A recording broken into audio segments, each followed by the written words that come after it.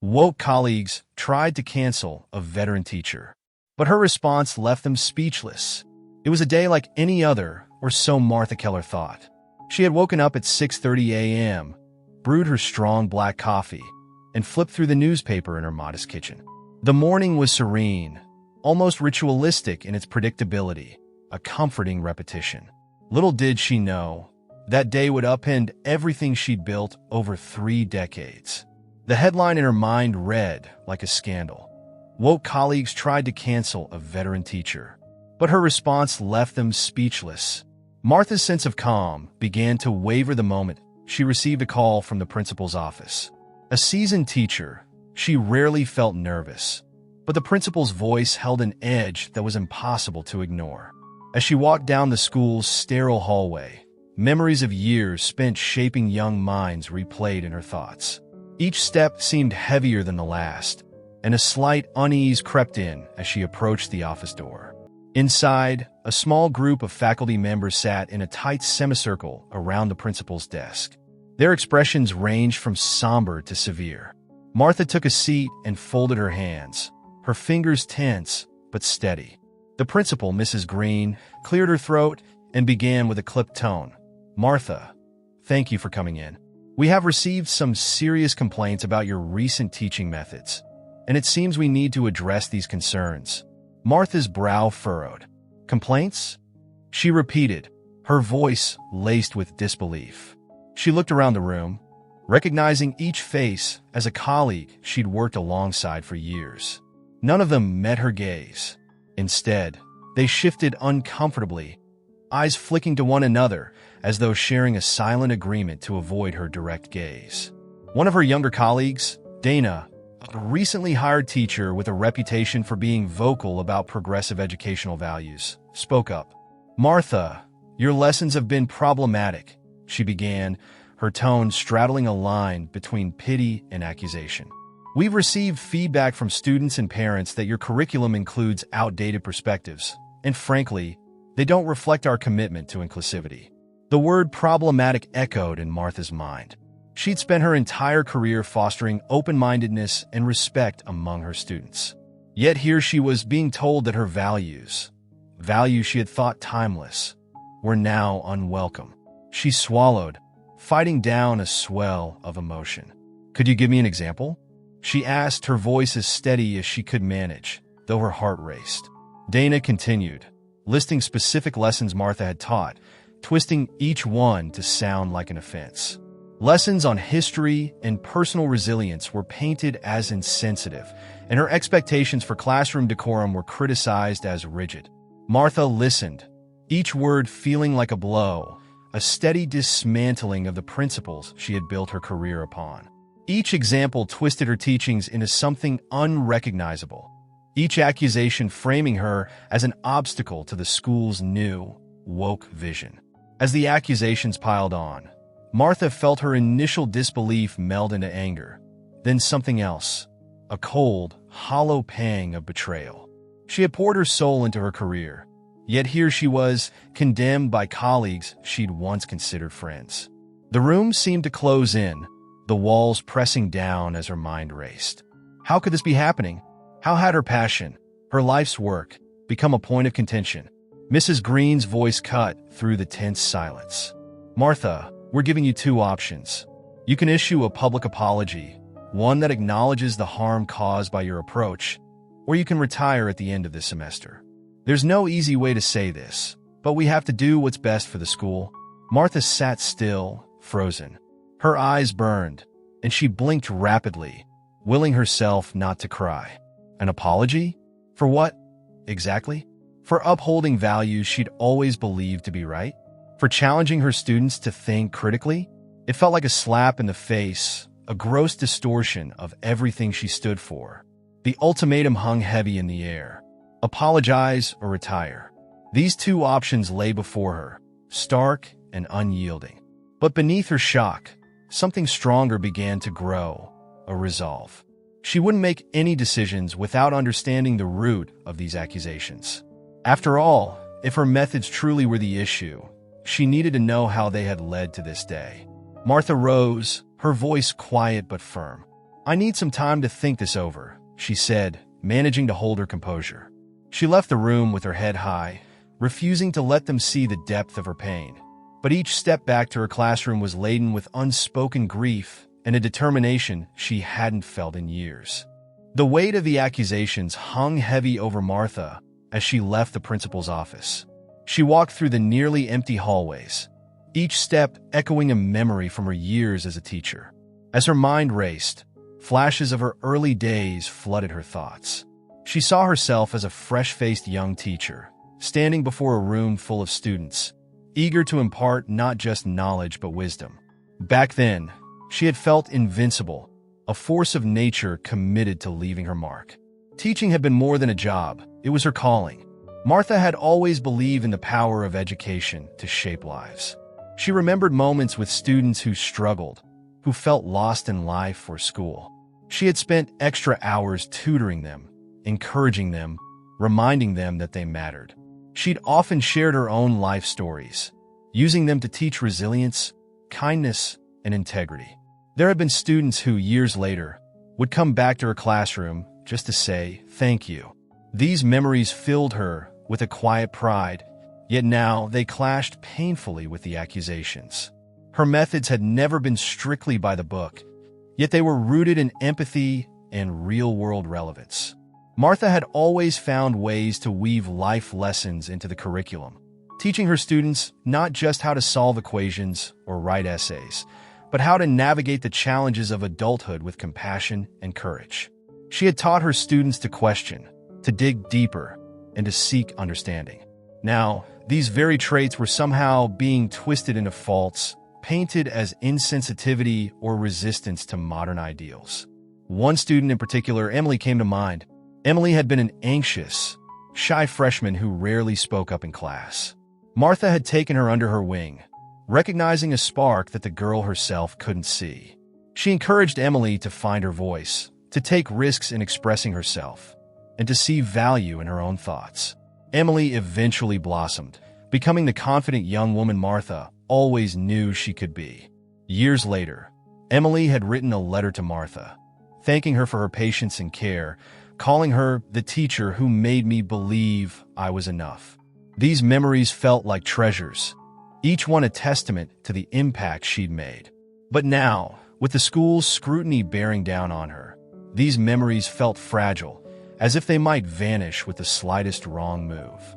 How had she gone from a respected, even beloved, figure to a target of her colleagues' disapproval? The thought gnawed at her, casting a shadow over memories she had always cherished. For the first time, retirement loomed in her mind, a possibility she had always dismissed as too far off to worry about. She was proud of the legacy she'd built, yet the thought of leaving it behind under these circumstances left her feeling hollow. An apology would mean admitting her life's work had been a mistake, that all she'd strived to instill in her students had somehow been wrong. And yet, the alternative, to retire quietly and leave her legacy to be tarnished, felt like an even greater betrayal. In her years of teaching, Martha had always valued cultural respect, ensuring that her classroom was a space where every student felt seen and heard. She'd made an effort to celebrate diverse perspectives, incorporating cultural histories and traditions in her lessons. She'd encouraged her students to be proud of their identities, to share their backgrounds, and to learn from one another. How could anyone now accuse her of insensitivity? Had her efforts been misinterpreted, or was she simply too out of touch with modern expectations? As these questions tumbled through her mind, Martha wrestled with an uncomfortable realization.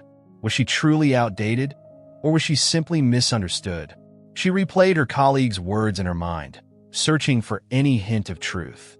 There was a small part of her that worried, a fear that perhaps she had missed something crucial in her years of teaching. But another part, the part that had guided her all these years, pushed back against these doubts, insisting she'd done her best for her students. Martha knew she couldn't apologize without understanding what, exactly, she was apologizing for. She needed answers, needed to know if she'd truly been blind to something that mattered.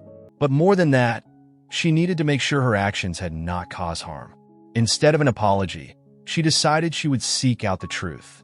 She owed it to her students, to herself, and to the work she'd dedicated her life to. Resolved, she left the school that day with a clear sense of purpose. She would not retreat into silence, nor would she allow others to rewrite her legacy without a fight. Martha's first instinct was to seek out Janet, a friend who had been her confidant through the years, someone who understood her teaching philosophy and shared a respect for the bold ways. Janet had always been her sounding board, a voice of reason and support amid the changing tides of education. That afternoon, she found Janet in the break room, a quiet refuge from the bustling hallways. "Can I talk to you?" Martha asked, her voice low but tense. Janet looked up with a warm smile, but there was something guarded in her expression. Martha felt a flicker of unease. As Martha poured out the details of her meeting with the principal, Janet listened carefully, her expression a mixture of sympathy and discomfort. When Martha finished, Janet sighed, resting a gentle hand on her arm. "Martha, I know this is hard to hear, but maybe it's time to move with the times." Janet's words stung more than Martha cared to admit. "The world is changing, and maybe some of your methods just need a little update," Janet continued cautiously. "I know your heart's in the right place, but you know how parents and the administration can be these days." The comment, though meant kindly, felt like a dismissal, and Martha's stomach tightened with a sense of betrayal. Determined to seek out more perspectives, Martha decided to reach out to some of her former students, those who had stayed in touch over the years. She had watched them grow, seen many go on to college, build careers, and start families. To her, these students were living proof of the impact she had hoped to have. As she dialed each number, she felt a faint spark of hope. Maybe they would remind her that her years of dedication mattered, that she hadn't been misguided in her approach. One former student, Ryan, picked up almost immediately, his voice lighting up at the sound of her name. "Mrs. Keller, it's been ages," he exclaimed, the warmth in his tone instantly easing the tension in her shoulders. She explained her current predicament, trying to keep her emotions steady. Ryan was quick to jump to her defense. "You were the reason I even graduated high school," he said passionately. "Your class was the first place I felt like my ideas mattered." His words were a balm to her spirit, reassuring her that she had indeed made a difference. And then, just as she was about to hang up, a surprising call came through. It was from Alice, a former student who had gone on to become a well-known journalist, even making waves with her national news reports. Martha had been proud of Alice's achievements, though they hadn't spoken in years. "Mrs. Keller, I just heard what's happening," Alice said, her tone serious but full of respect. "You taught me to think critically, to stand by my convictions. I owe a lot of who I am today to you. Please know that." The conversation left Martha with a renewed sense of purpose, a reminder that she had indeed shaped lives in meaningful ways. Bolstered by these affirmations, Martha felt a flicker of the confidence that had guided her for so many years. Yet her encouragement was short-lived. She approached another colleague, Mr. Lyons, whom she had once mentored. She hoped he, too, would offer words of support.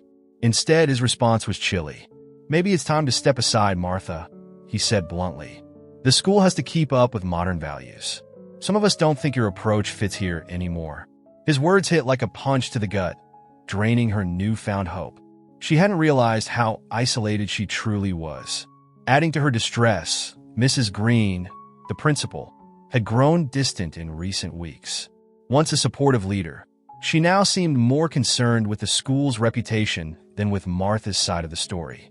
Martha's attempts to meet with her and discuss the accusations were met with vague responses and deflections. "I'm sure you understand, Martha," Mrs. Green would say. "We have to think about the school as a whole." The implication was clear. Martha was a liability, someone to be managed rather than supported. Rumors soon began to circulate through the school. Whispers reached her that some of the younger teachers had started to refer to her as outdated. The term stung, an insinuation that she no longer belonged in the classroom, that she had nothing left to offer. The idea that her methods, her values, were now seen as relics left her feeling hollow. She had always prided herself on being adaptable, on meeting her students where they were, but this perception that she was somehow behind the times felt like a betrayal. As each conversation weighed on her, Martha found herself questioning everything she had once held dear. She had always believed that teaching was about connecting with students on a personal level, about challenging them to think for themselves. But now she wondered if that approach had been wrong, if her legacy truly mattered anymore. Had her methods grown obsolete? Had she been too stubborn to see the changes happening around her?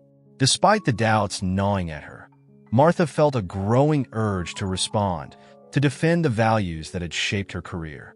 She couldn't shake the feeling that she still had something important to say, something that needed to be heard. But how could she respond?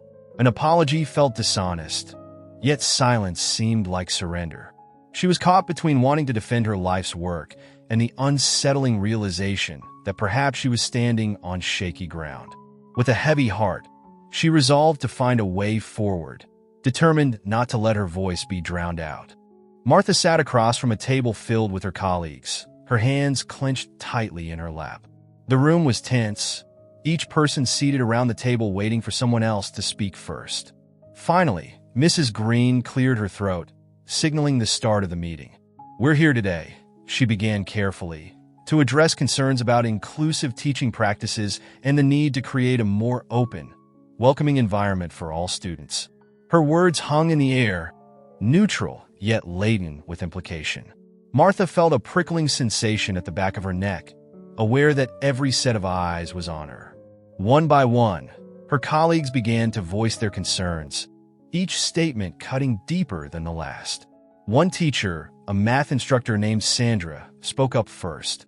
"Martha, it's not that we don't appreciate your dedication," she started hesitantly, "but some of us feel that the values you present in class can be limiting. They don't necessarily reflect the diversity and inclusivity we're trying to foster here." Martha's face flushed as Sandra's words sank in.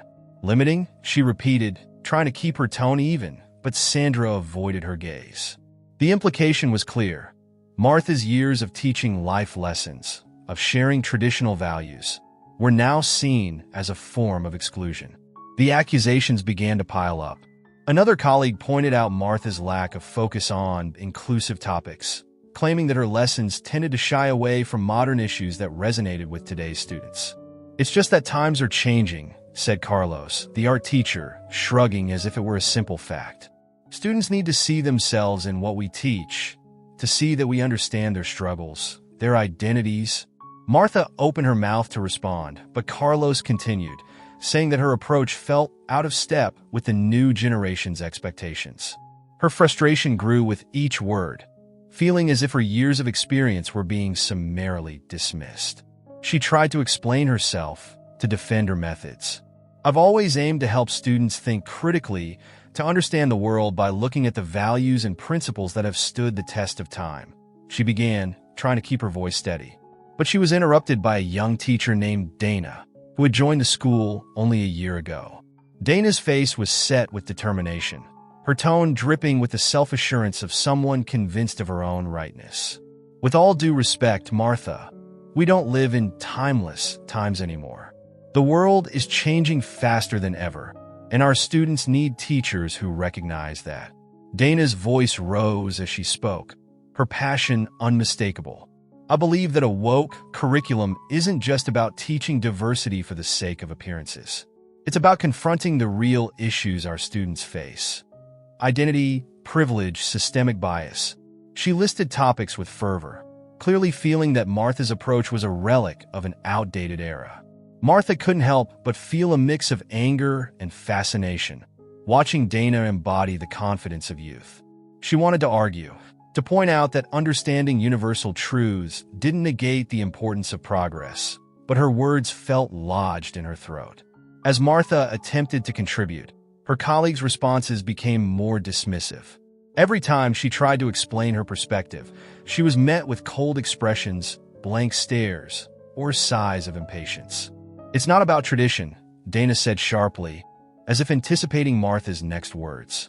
"It's about meeting students where they are and acknowledging what they go through.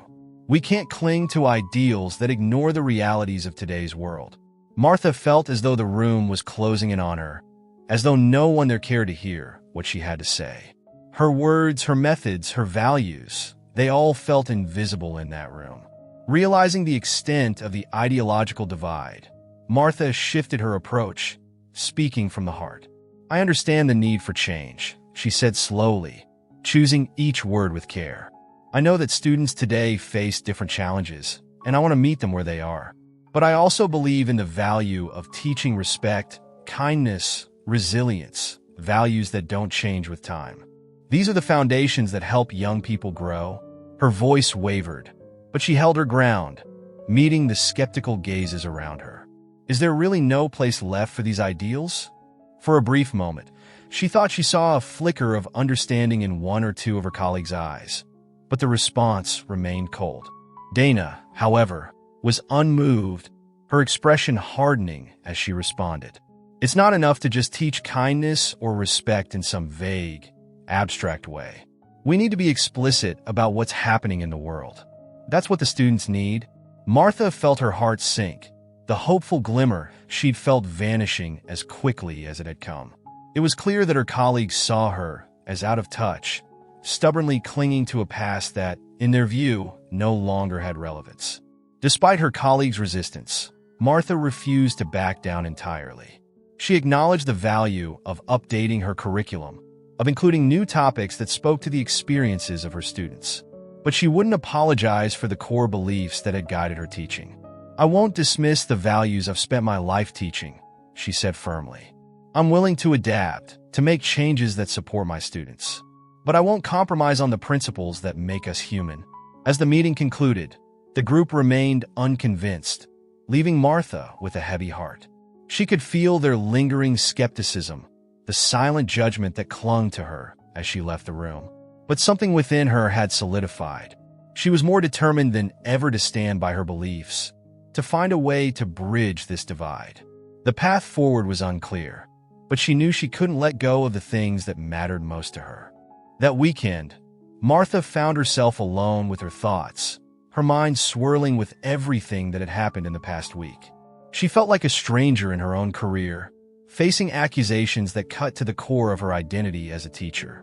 To process it all, she retreated to her garden, a place that had always brought her peace. Sitting on the bench, surrounded by blooming flowers and whispering leaves, she began to unpack the layers of hurt, disappointment, and confusion, hoping to make sense of what had gone wrong. The garden, vibrant and ever-changing, seemed to echo the changes she knew she would have to consider. As she replayed the conversations with her colleagues, she tried to approach them with a critical but open mind. Had she really become too set in her ways? She wondered if, in holding on so tightly to her beliefs, she had perhaps missed opportunities to grow alongside her students. Her methods had always been rooted in timeless principles, but she now questioned whether she had resisted updating her approach, not out of conviction, but out of habit. The self-reflection was painful, but Martha was committed to finding clarity, even if it meant confronting uncomfortable truths. Taking a deep breath, she considered each piece of feedback she had received. For the first time, she allowed herself to truly listen to the concerns her colleagues had raised, setting aside the defensive instinct that had initially risen within her. She realized there were gaps in her approach, topics she'd unintentionally glossed over, perspectives she hadn't incorporated as fully as she could have.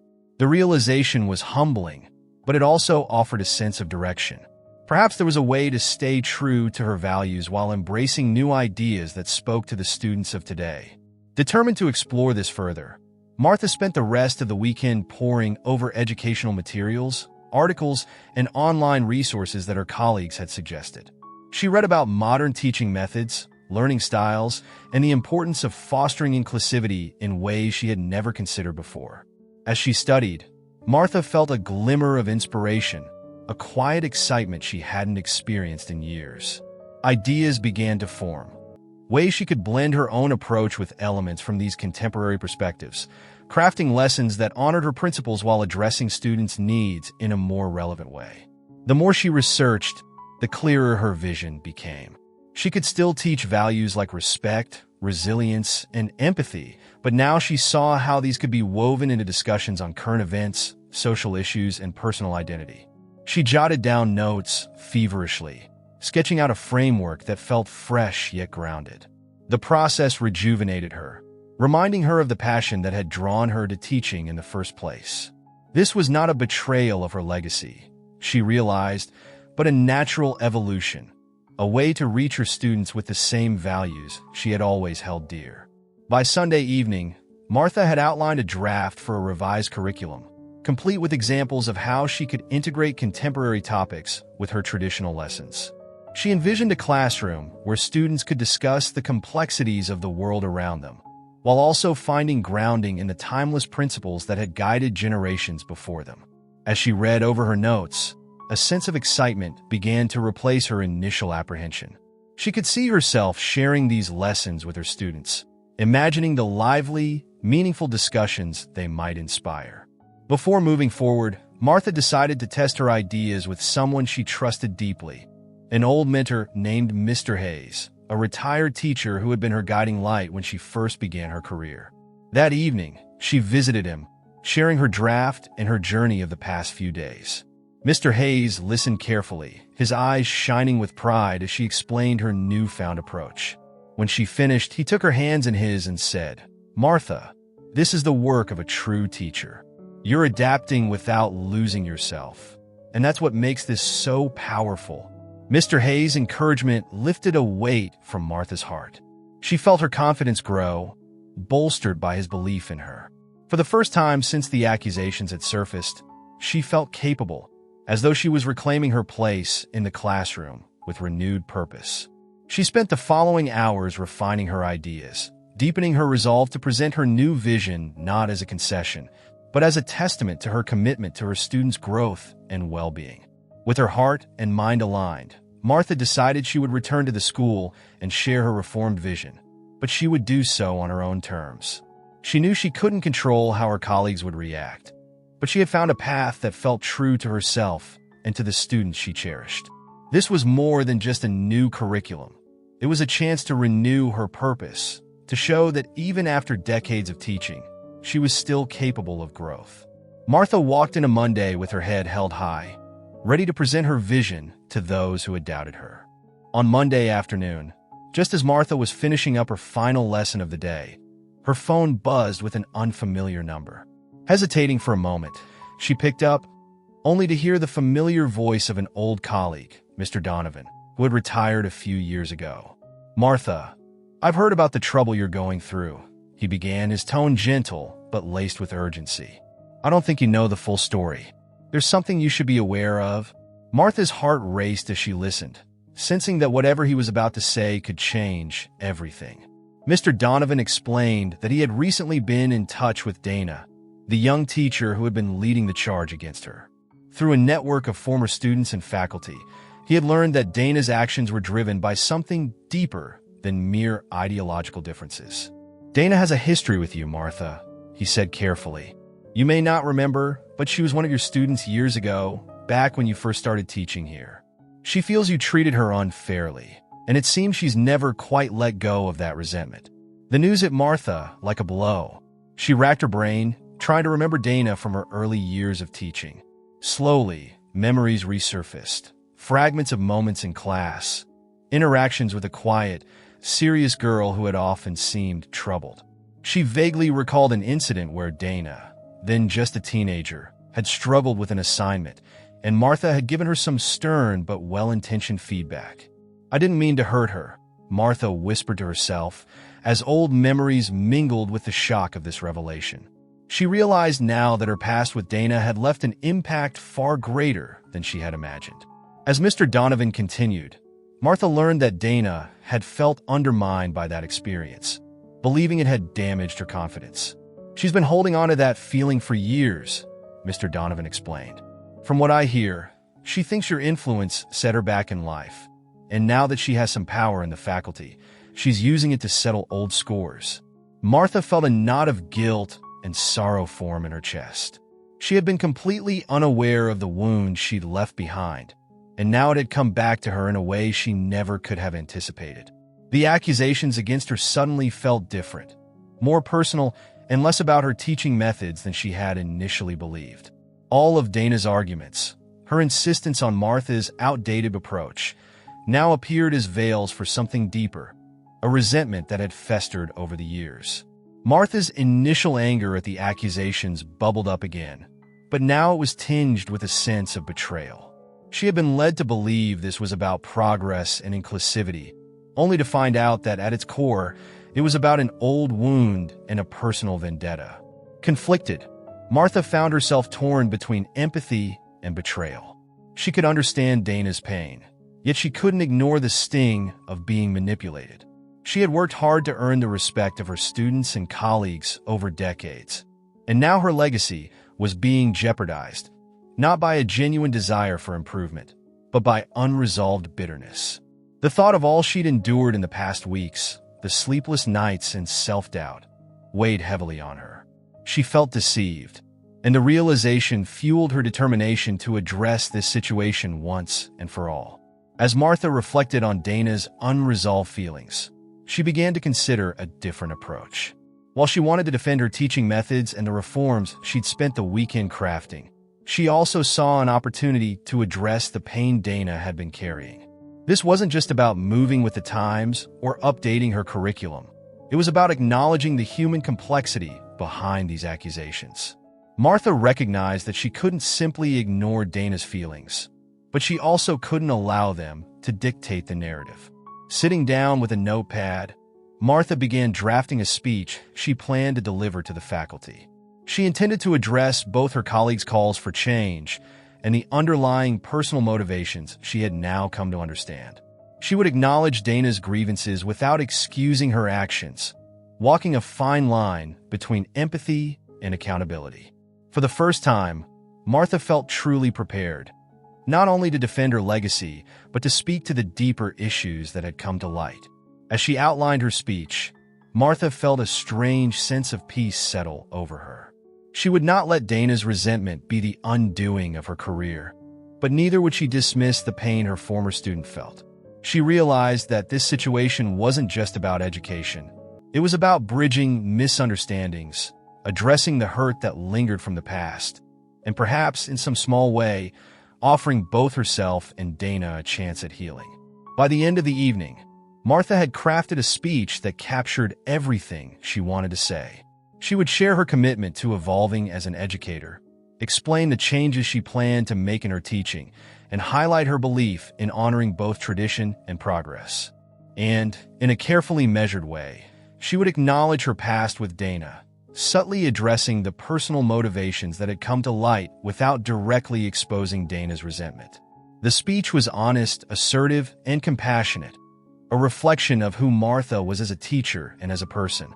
With her speech prepared, Martha knew that she was ready to face her accusers, to bring everything into the open and speak her truth. This was her chance to reclaim her voice and confront the complexities of her career and her relationships with students, past and present. Martha gathered her colleagues in the school's conference room, where they had met just days before to question her methods and values.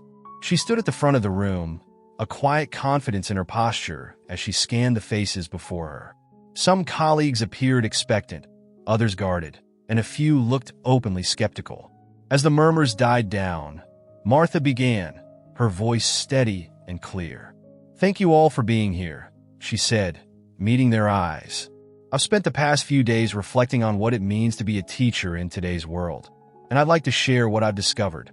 With calm assurance, she spoke of the importance of adapting education to meet the needs of each new generation. She acknowledged that as teachers, they held the responsibility not only to impart knowledge, but to prepare students for a changing world. The values we instill in them, respect, empathy, resilience, these don't go out of style, she continued. But the way we teach them can and should evolve. She then presented her revised curriculum, explaining how it would incorporate contemporary issues and inclusivity while still grounded in the principles she held dear. As she shared her ideas, she saw shifts in the faces of her colleagues. Her sincerity and humility were disarming, and the strength in her convictions was undeniable. She watched as even those who had been her harshest critics leaned in, visibly impacted by her words. Martha's presentation didn't defend tradition as an excuse for stagnation. Instead, it respected the past while showing an openness to growth. She emphasized that education was not a fixed point, but a bridge connecting where they had been to where they needed to go. Martha then moved to the heart of the meeting, addressing the accusations that had been leveled against her. She did so with dignity, laying out her perspective with clarity and without anger. I realize now that some of my methods may have seemed rigid, but every decision I made was rooted in a desire to prepare my students for life, she explained. I may not have always communicated that well, but I am here today, ready to listen, to adapt, and to learn alongside you all. Her acknowledgement of her own limitations, balanced by a steadfast dedication to her students, commanded the room's respect. After a pause, Martha took a deep breath, ready to address what she knew was the unspoken truth. Without revealing unnecessary details, she acknowledged the personal history with Dana that she had only recently uncovered. She spoke not of grudges or accusations, but of misunderstandings and unresolved feelings. Sometimes, in the process of teaching, we unintentionally leave behind hurts we don't realize, she said, looking directly at Dana, though her words addressed everyone. If my actions have caused pain, I hope to acknowledge it and move forward in a spirit of healing and growth. A ripple of surprise ran through the room as Martha's words hit home. Many had suspected a rift, but hadn't understood its depth or origins. By approaching it with such grace, Martha transformed what could have been a moment of division into an example of strength and compassion. Her colleagues could sense the weight of her history with Dana, and instead of stirring animosity, it evoked a powerful sense of empathy. Martha wasn't here to defend herself against personal attacks, but to offer understanding and a path forward. Martha continued, her message now broader. Education, in its truest form, should honor both the past and the present, carrying forward what is timeless while embracing what is relevant. This balance isn't always easy, but it's essential if we're to do right by our students and our community. Her words, spoken with the wisdom of experience and the humility of someone willing to change, seemed to fill the room with a quiet reverence. She was offering a vision that transcended the conflict at hand, touching on something universal. As her speech drew to a close, Martha could see that her colleagues were deeply moved. Her courage in confronting her own mistakes and her willingness to evolve had resonated with them. She had shown them that growth wasn't a betrayal of tradition, nor was tradition a barrier to progress. The silent, intense focus in the room told her that her message had struck a chord, perhaps even inspiring her peers to reflect on their own practices and attitudes. When she finished, a profound silence hung in the air, as if her words were still settling into place. She had given her colleagues more than a defense. She had offered them a new way of seeing their work, one that honored both the legacy of teaching and the demands of an ever-changing world. No one spoke for a moment, each person visibly absorbed in thought, contemplating the implications of what she had shared. As the silence persisted, Martha stood tall, feeling a sense of peace she hadn't felt since the ordeal began. Her response had come not from a place of defensiveness, but from a place of integrity and openness. She had faced her critics with honesty and compassion, turning an attack on her character into an opportunity for collective growth. And as she looked around the room, she could see that her words had sparked a shift, one that was bound to leave an impact on her school community for years to come. In the days following her speech, responses poured in from every direction. Some colleagues approached her with admiration, expressing a newfound respect for her humility and resilience. Others, however, seemed even more skeptical, viewing her stance as a refusal to fully embrace change. Martha listened to both sides with quiet acceptance, realizing that she couldn't, and perhaps shouldn't, control how others perceived her. She felt a strange sense of liberation in no longer striving to please everyone, letting the weight of others' opinions fall away. Letters and emails began arriving from former students who had heard about the controversy. Some of them shared heartfelt memories of her classes, describing how her lessons had left lasting impressions on their lives. "You taught me how to think for myself, Mrs. Keller," one letter read, "and that skill has served me more than any specific knowledge." Each note was a small testament to the impact she'd had, and they filled her heart with a quiet joy, reminding her why she'd dedicated her life to teaching. The principal, while supportive, approached her with a word of caution. "You've made your stance clear, Martha, and I respect that. But you should be prepared for more backlash," he warned, his tone firm but understanding. He explained that there were still voices within the community who believed her methods were out of step with the times. "It may not be easy moving forward, but I stand by your right to teach with integrity," he assured her, offering a nod of respect before leaving her office. Martha took his words to heart, feeling both the weight of potential consequences and the strength of her own resolve. One afternoon, Dana confronted her in the hallway, her face a mixture of frustration and lingering resentment. "You think one speech changes everything?" Dana demanded, her voice barely above a whisper but loaded with tension. Martha looked at her, calm and unyielding, and simply replied, "I don't expect it to change anything for you, Dana. But I needed to be true to myself." Dana's expression shifted, a flicker of something almost vulnerable crossing her face before she turned away. Martha watched her go, understanding that some wounds would take time, if they healed at all. Word spread through the school, and Martha's presence seemed to evolve. Students who hadn't known her personally approached her with curiosity and admiration. Colleagues who had once dismissed her as old-fashioned now watched her with newfound respect. She felt herself becoming a quiet symbol of resilience and integrity, a role she hadn't sought but accepted nonetheless. Her calm demeanor, combined with her unapologetic stance, gave her a quiet authority that seemed to captivate those around her. In quiet moments, she found herself contemplating her future. She considered the possibility of retirement, wondering if perhaps it was time to step aside and let others carry the torch forward. But each time the thought crossed her mind, she felt a gentle resistance, a pull to stay, not out of stubbornness, but out of a renewed sense of purpose. She had redefined her path on her own terms, and the thought of continuing filled her with a peace she hadn't felt in years. As the weeks passed, a core group of supporters rallied around her, appreciating her dedication to both her students and her principals. They encouraged her, shared their own stories of struggle, and even voiced their own fears of becoming obsolete in a rapidly changing world. Martha listened, offering reassurance, finding solace in the fact that her journey had not only strengthened her resolve, but had also brought others together. In their support, she found a deeper validation, one that surpassed fleeting accolades. Of course, the critics persisted, whispering about her stubbornness and questioning her relevance. Yet, where their words once might have wounded her, now they felt inconsequential.